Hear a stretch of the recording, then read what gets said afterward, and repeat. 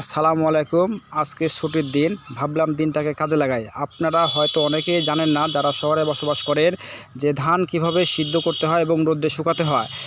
ধান মাড়াই করা শেষ হয়ে কিছু পরিমাণ ধান পানিতে ভিজে রাখতে হয়, এক রাত বা একদিন বা 2 রাত, যেভাবে হোক ভিজে রাখার পরে নির্দিষ্ট একটি কড়াইয়ে করে নির্দিষ্ট পরিমাণে ধান দিয়ে সে ধানগুলো আগুন জ্বালিয়ে ভাপ দেওয়া হয়।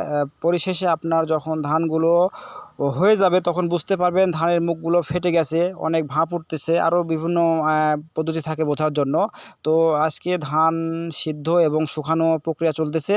তো আমি নিজেও বাসায় বসে না থেকে আম্মার সঙ্গে, আব্বুর সঙ্গে, ওয়াইফের সঙ্গে, সবার সঙ্গে মিলে কাজে লেগে পড়ছি। আপনারা দেখতে পাচ্ছেন আমি নিজেও কাজ করতেছি। অনেক গরম, ধানগুলো অনেক গরম। যে পাত্রটা নিয়েছি, পাত্রটা অনেক গরম হয়ে যাচ্ছে। তো এভাবে আর কি ধান সিদ্ধ করে থাকে সবাই। ধান করার পরে এখানে আমরা ধানগুলো শুকাবো, এই জন্য চট পেরে সুন্দর করে পরিবেশ করা হয়েছে।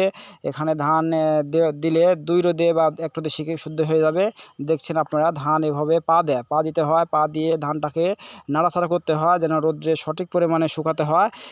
ধান না করা করার শেষে, পা দেওয়ার শেষে আমি চলে আসলাম আমাদের নিকটস্থ পুকুরে এসে আপনাকে দেখাবো যে কড়াতে ধান মাড়াই সিদ্ধ করা হয়েছে সেটা পানিতে ভিজে রাখবো। ভিজে রাখলে হবে কি, আপনার যেখানে ময়লা কালি ধুলো এগুলো ছিল, এগুলো সুন্দর করে উঠে যাবে।